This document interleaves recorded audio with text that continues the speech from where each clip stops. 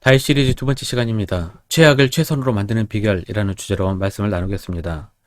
많은 사람들의 주목을 받으며 최정상에 올랐지만 그 자리를 지키지 못하고 추락하는 사람을 우리는 종종 봅니다. 대통령도 그렇고 알만한 기업의 회장들도 그렇습니다. 부끄럽지만 목회자들도 예외는 아닙니다. 반대로 최악의 상황에서 다시 일어나는 사람들도 많습니다. 예전에 탄광에 가본 적이 있습니다. 탄광에 들어가니 막장이라는 단어가 눈에 띄었습니다. 인생 마지막 갈 때까지, 최악의 순간까지 왔다는 표현이 바로 막장입니다. 더 이상 내려갈 곳이 없는 삶을 가리켜 막장 인생이라고 말합니다. 하지만 막장 인생을 탈출해서 다시 일어난 사람들도 얼마나 많은지 우리는 종종 찾아볼 수 있습니다. 우리 교우들 중에도 막장까지는 아니지만 몇몇 분들은 정말 힘들었고 어려웠던 시절이 있었습니다. 하지만 지금은 나름 살 만큼 사시는 분들이 많습니다.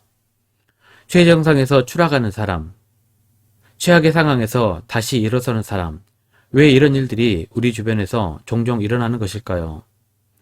사울은 왕이 된 후 약 30여 년 동안 줄곧 승승장구하기만 했습니다. 이렇게 흥하기만 하던 사울이 오늘 본문 사무엘상 16장부터 비로소 추락하기 시작합니다. 물론 사울은 두 번이나 불순종해서 하나님의 신뢰를 상실해버립니다. 영적으로 사울은 이미 그때부터 망가지기 시작했습니다.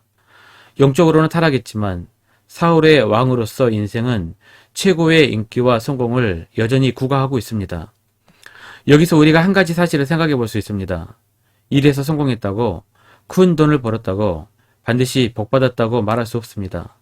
성공으로 따지면 사울은 최고의 성공의 가도를 달리고 있었습니다. 그러나 하나님의 영이 이미 떠나버렸습니다. 그래서 크리스천으로서 우리는 인생의 성공을 위해서 기도하기보다는 오히려 성령이 함께 하시기를 기도하는 편이 훨씬 현명한 것입니다. 성령께서 함께 하시지 않는 성공은 반드시 내리막길이 있다는 것도 우리가 오늘 본문을 묵상하면서 한 번쯤 생각해 보아야 할 것입니다. 14절입니다.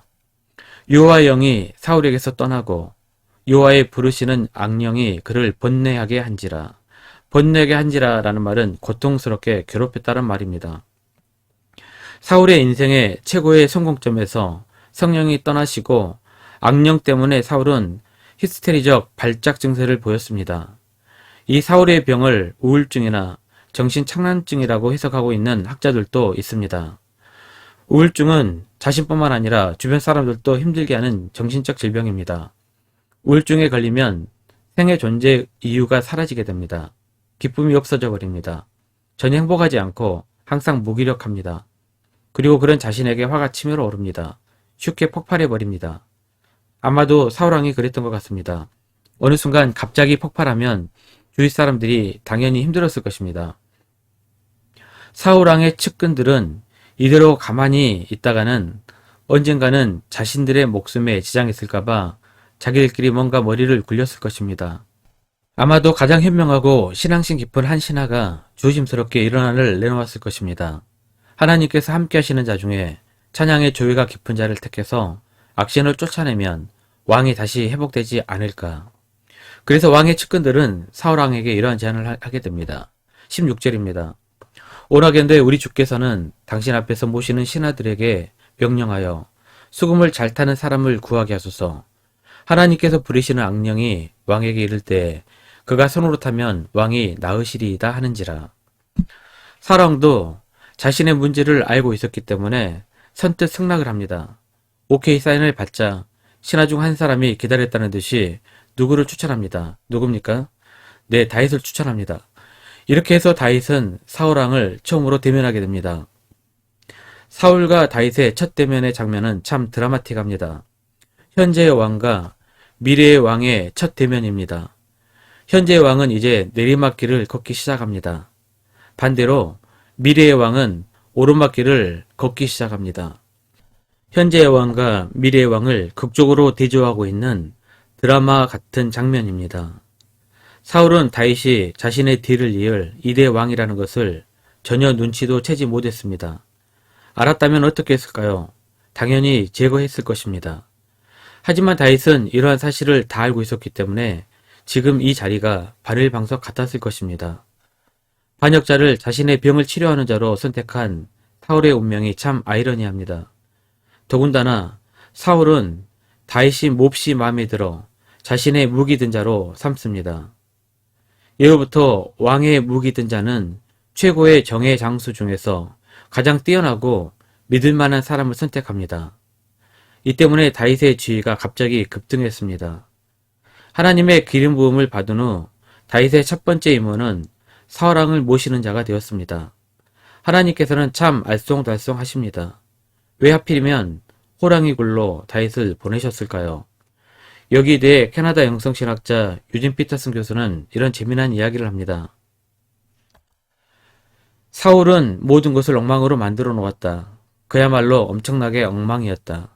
그는 받은 사명을 망쳐놓았다. 다윗은 사울이 망쳐놓은 그 일을 바로 잡으라는 임무를 부여받았다. 쉽게 말하면 사울은 하나님의 일을 망쳐놓았다는 것입니다. 그래서 사울이 망쳐놓은 일을 제대로 좀 해놓으라고 다윗을 사울 밑으로 보냈다는 것입니다. 이 구절을 묵상하면서 이런 생각을 해보았습니다. 만약 우리가 하나님의 계획과 뜻을 망쳐버리면 하나님께서는 다른 누군가를 세워 하나님의 뜻을 계속해서 해나가신다는 것입니다. 사울은 하나님의 뜻에 반대로 살았습니다. 그래서 결국 다윗에게 그 자리를 넘기게 됩니다. 사울은 몰락의 길을 걷게 됩니다. 결국 하나님이 금지하신 무속에 빠져 완전히 망하게 됩니다. 사랑하는 성도 여러분, 사울처럼 하나님의 뜻에 대항하는 자가 되지 않기를 바랍니다.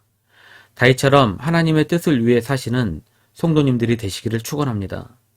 다윗은 기름 부음을 받은 후 첫 번째 임무가 사울왕을 섬기는 일이었습니다. 사실 결코 다윗에게 매혹적인 자리만은 아니었을 것입니다. 다윗은 사울을 볼 때마다 자신이 왕이 된다는 생각에 두려웠을 것입니다. 또한 자신을 극진히 사랑해주고 무기 맡은 자의 일까지 맡긴 사울왕에게 미안한 마음도 들었을 것입니다. 하지만 다윗은 그 첫 번째 사명을 매우 잘 해냈습니다. 왜냐하면 하나님께서 맡기신 일이기 때문입니다. 저도 말씀 준비만큼은 하나님 앞에 절대 부끄럽지 않게 최선을 다해서 하고 있습니다. 사랑하는 성도 여러분, 하나님께서 여러분에게 맡기신 일이라면 그 일에 최선을 다하시기를 주님의 이름으로 부탁드립니다. 왜 여러분에게 그 사명을 맡기셨을까요? 잘못된 일을 바로잡기 위해 여러분에게 사명을 주신 것입니다. 다윗에게 사울왕을 섬기는 일은 마음 내키지 않는 일이었고 사실이 알려지면 반역죄로 죽을 수도 있는 최악의 상황이었습니다.